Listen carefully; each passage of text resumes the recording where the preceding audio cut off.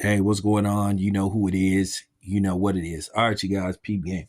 All right, so it appears that a potential super fight between Terrence Crawford and Canelo Alvarez appears to be off. It appears that the fight is dead.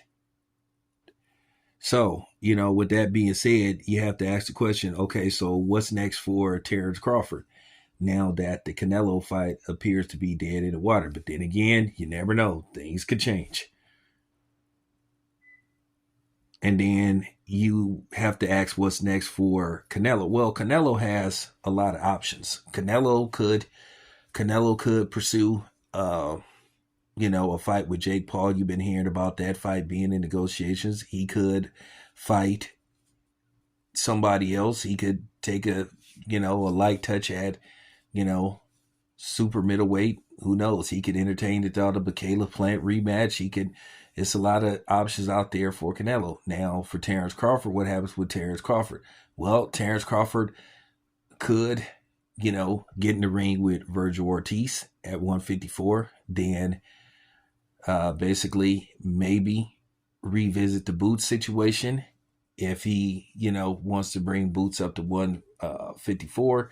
Then he could pursue, undisputed at 154. It just will depend on, can he get certain guys in the ring to fight him. So with that being said, me myself, I just gotta say this. I just didn't care for that fight. I just never thought that fight made any kind of sense. I have to tell the truth, as a boxing pundit and as a media member, I just didn't think the fight made any kind of sense. It definitely didn't make any kind of sense for Canelo. What would Canelo get out of fighting Terrence Crawford except a big payday? If he wins the fight, he's supposed to win the fight. So what would Canelo get? The only person that would benefit from that fight happening is Terrence Crawford. Because you would have Terrence Crawford that basically went up 3 weight classes to fight Canelo. Yeah, he's had one fight at 154, but he would have to go up 2 more weight classes to fight Canelo. And he's only had one fight at 154 in which he was successful. So, with that being said, I just got to be a realist. This fight never made any kind of sense. It would have been a money grab for both fighters, to be honest with you, and no disrespect to Terrence Crawford. But you just would have to ask yourself, what do Canelo get out of this fight?